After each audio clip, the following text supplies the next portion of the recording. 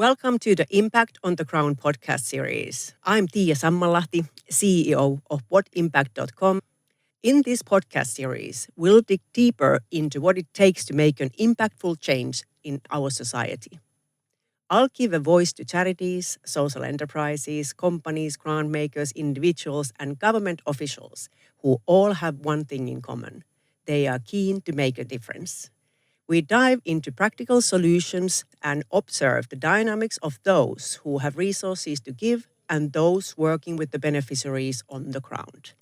Let's start making an impact together. So today in Impact on the Ground podcast, we have an interesting guest, International Tree Foundation, and Sam Pearce representing this organization. Hello, Sam. Hello, Tiia. Thanks for having me. Well, really great to talk about this hot topic, tree planting. It's a very popular activity in social value scene, and it's lovely to hear a little bit in depth what it actually means. So, could you please first introduce your organization as such, and what is your mission? Yeah, absolutely. So, International Tree Foundation is a very old UK and Kenyan charity founded in 1922. And during all that time, we've been committed to supporting communities achieve their tree planting ambitions around the world. So that typically has meant supporting people with local tree planting schemes, which could be woodlands, which could be orchards, which could be agroforestry projects. The variety is as much as these communities want to own those projects, they design each and every one of them. Okay, so that was a wide range of projects involving trees, but why are trees important? Trees are important for a number of reasons. Depending on which part of the world you're in, the landscape will be under certain stresses. These could be from people, they could be from climate, could be from natural disasters. Trees are very good at mitigating a lot of these pressures. So in East Africa, where we have a large program, we have a team on the ground, we're seeing firsthand the impacts of climate change. Trees are very good at allowing communities to adapt to climate change on the one hand, but also to mitigate some of the effects. So we're looking at trees for impacts in soil erosion, desertification, actually just cooling down the ambient temperature, as well as providing shade, fodder for their animals, food from fruit and nut trees, for example, and even things like timber and firewood in certain cases. So multiple benefits, I think we can all agree. And the trees do this more or less for free once we've planted them and looked after them. So it's a fantastic resource. Yeah, well, I believe there are other benefits as well. Why these kind of even in urban environments here, let's say in the UK, elsewhere, of course, all kind of green spaces are important and trees within. So, what are these other like aside from climate change factors? What is the impact of trees? Well, aside from climate change, I mean, we didn't mention carbon sequestration, which ITF doesn't involve itself in very closely, but is clearly a benefit to tree planting. There's also a well-being factor at play, which we try to focus on in some of our programs, and that is the impact of trees on people. And so this might be most keenly felt in an urban environment where green spaces are shown to have a really beneficial effect on your mental health and have a kind of calming effect. But also in an urban environment, it helps reduce the temperature, potentially in an urban heat island, certainly in warmer cities around the world. And it can help provide a beautiful surrounding for where lots of people are going to live. when you look around the world at cities that have managed their green space as well, these tend to be the places where people much rather live. Yeah, meet up with other people, do sports, have a good time. Yeah, Yeah, so that's kind of a well-being factor, like you mentioned. yeah. Great. So you were mentioning international work, UK work. Could you mention like an example of a project that you've run successfully abroad and then in the UK? Yeah, sure. So we, as I mentioned before, we have a team out in East Africa, based in Kenya. This is where the charity was founded, so it's really fantastic to still be working there where the charity started. The projects on the surface look very different between East Africa and the UK, but at the heart of it, the common thread running throughout is the idea of community empowerment, livelihoods, education, and capacity building. And so, what we mean by something like capacity building is that we want to increase the options for the local people to be able to look after themselves and to be able to flourish, basically. So, good example of this might be a project that we are doing in Kenya, in Dondori, which is in central Kenya in the Rift Valley, and we are working with the government, with the Kenya Forest Service, and also with our partners Wazesha. And what we're doing is trying to restore a natural forest ecosystem there, which is on these very, very steep hillsides.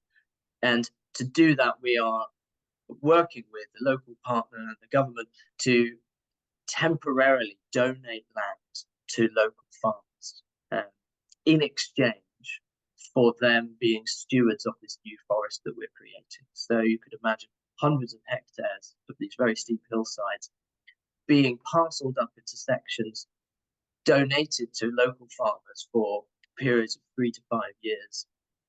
We then plant out the area. We're employing a lot of local people to do that with native trees, spaced every 3 meters, say. In between all those trees, those farmers are then free to farm and to grow food and to earn money from that land. But in return, we would expect to be looking after the trees, which ensures a really high survival rate, and everyone benefits in a way. And so after 5 years, it being the tropics, these trees grow very fast, and so you're already seeing what looks like a forest at that point. It wouldn't happen that quickly in the UK, of course, Yeah. but it's fantastic. I've been at ITF for almost 5 years now, so I can remember some of the first projects that I was working on now already looking like nascent forests. It's fantastic. Well, that's inspiring. I mean, I love this also, this economic impact, which is, of course, very much connected to whole climate change, that poverty and climate change go together so tightly that we don't even know which came first, which challenge, because they are kind of feeding into each other, either in positive or negative way. And this is a good example of, kind of making sustainable living environment and then restoring the nature.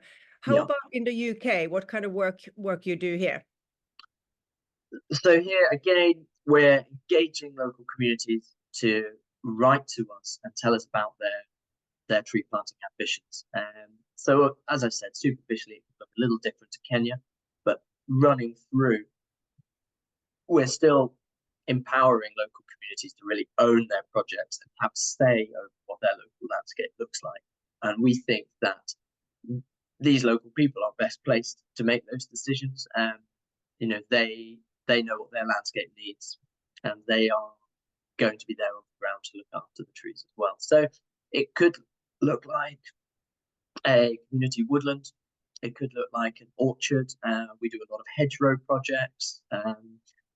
Further north, up in Scotland, we are sort of able to work on a larger scale through community buyout schemes. And so this is really fantastic opportunity to plant a lot of trees across the landscape in the Highlands, for example.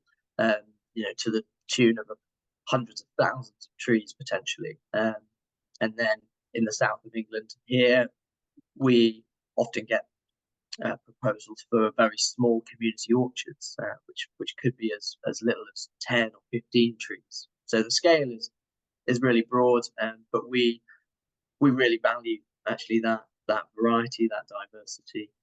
So we love to support the big and the small. We recognise that not every community has hundreds of hectares at their disposal, but we love for people to get involved, whatever scale that they have available to them.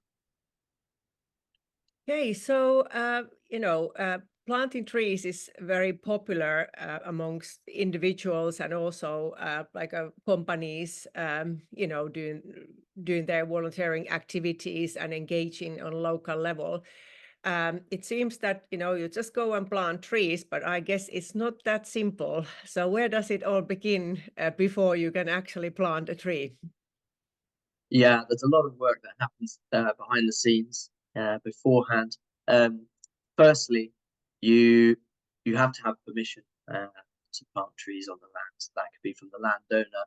It might be from the local council. And it does depend on the scheme that you're doing. A large woodland would need you need permission to put that in, as it might constitute a land use change. So there's a little bit of paperwork that you need to do there.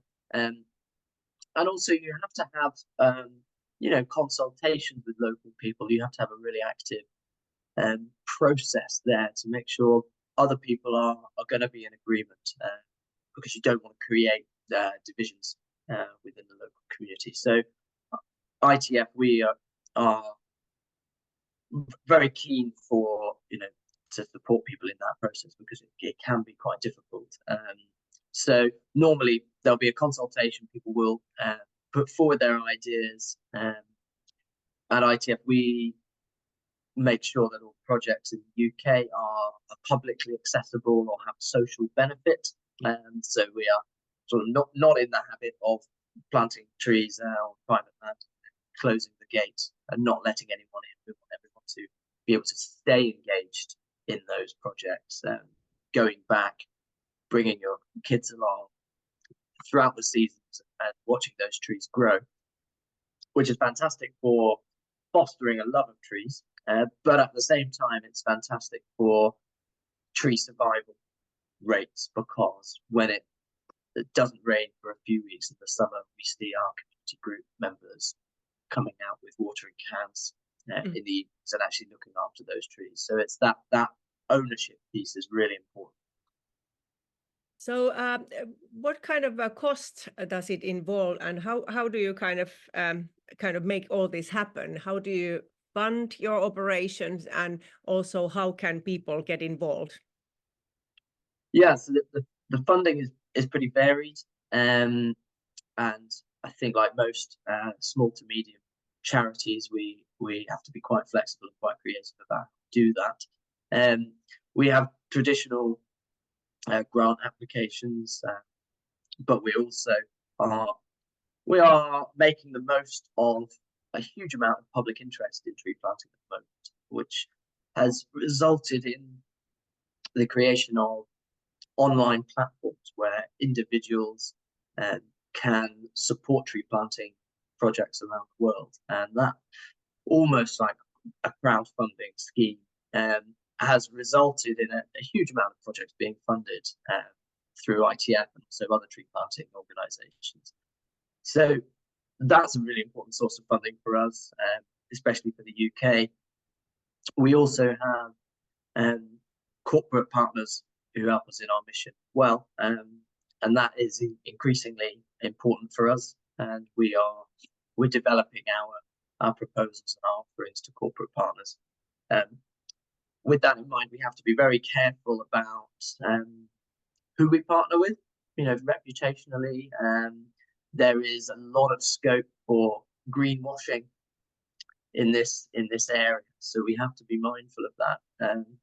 But that being said, we have some fantastic corporate partners, and we love working with them, and we feel like that they are very aligned with our values and our mission, actually. And so, if it aligns with their CSR goals, then all the better, and everyone wins.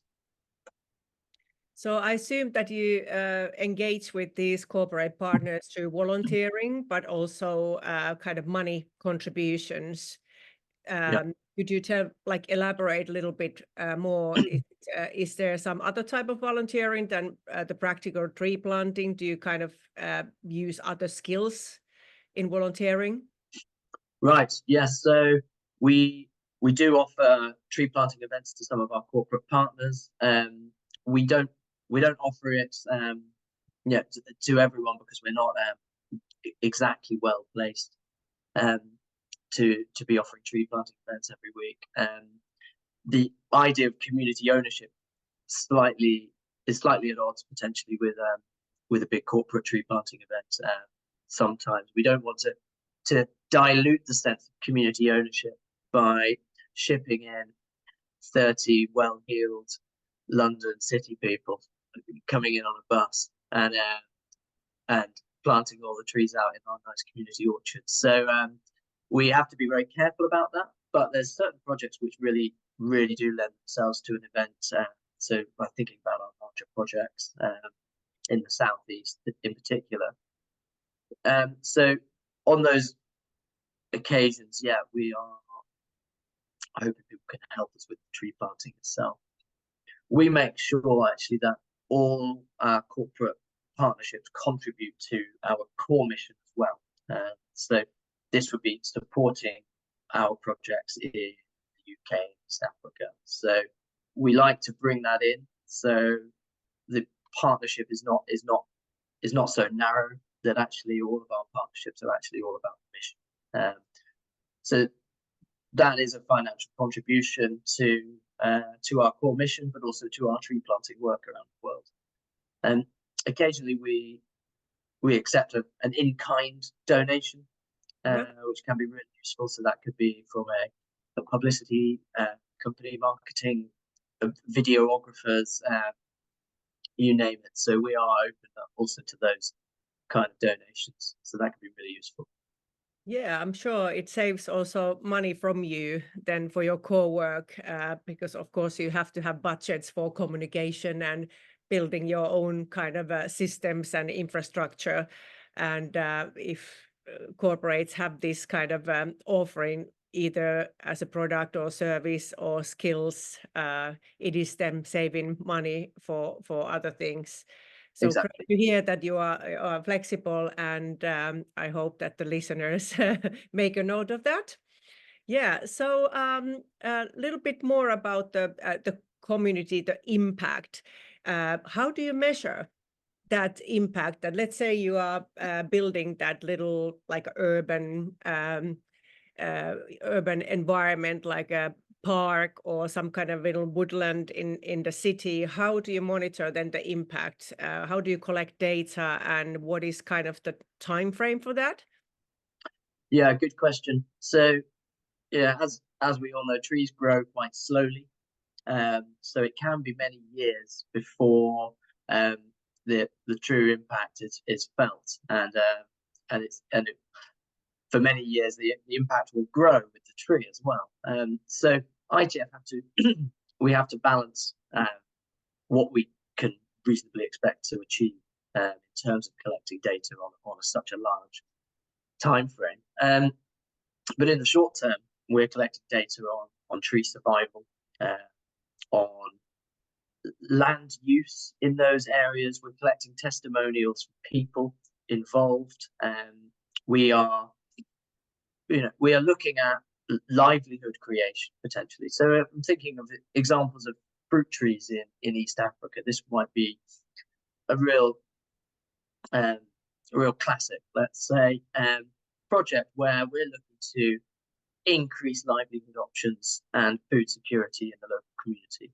And so in East Africa, it would probably take from like 4 to 5 years before these trees are beginning to bear fruit, at which point you could reasonably expect that people will begin to feel some of the benefits from that project. So we would conduct interviews. We might conduct a survey of people's livelihoods, people's income. If you can distinguish income coming from that project specifically, it can be quite qualitative rather than quantitative, I suppose. So we are collecting testimonials and the impact stories for people and how they've been affected. So it's a tricky one. There's no straightforward answer to that one, Tiia. But We definitely know that and what impact, but since ITF is on what impact platform, and we have that quite well structured impact reporting tool, which you are committed to use, against donations or volunteering given through our platform, that gives quite a good structure for this qualitative data, but also some kind of outputs like numeric and scalable kind of data of kind of the reach and so forth. But I guess it is positive that you have first the qualitative data, because that is needed in order to ever quantify anything, isn't it, right? So you need to know that the change actually happened, whether it's people benefit or measured carbon reduction or something, and then you can actually put more, like, let's say, monetized value of it, because planting the tree itself, it has different impacts. Am I right? In different areas and different locations, and so the impact is not always the same. No, and coming back to that carbon point, I mean, we realise that there's a carbon impact of planting trees, and there will be carbon sequestered that way, but it's not something we're trying to quantify, because we don't believe that the data is really out there that's accurate. There's too many variables at play, let's say, and we prefer to focus on some of the other benefits that tree planting brings, which we think are much more far-reaching and actually can have such an impact on people's lives. So we really like this qualitative data. As I said, the stories are so inspiring. That's the real message that we want to get out there, is that trees can affect people in their everyday lives, and we want to inspire other people potentially to donate to such projects, but also inspire other people to look at their local landscapes and think, what can I do? Where are the tree planting opportunities near me? Yeah. Well, that's an inspiring ending for this conversation. So I now encourage all the listeners and viewers on YouTube to kind of check out International Tree Foundation profile on whatimpact.com, and also then kind of consider contributing to the well-being of our planet through this kind of tree planting activity. Thank you, Sam, a lot, and thank you for this interview, and very best of luck for the future for your wonderful organization. Thank you, Tiia. Really, thanks very much. Lovely chatting to you. Thanks.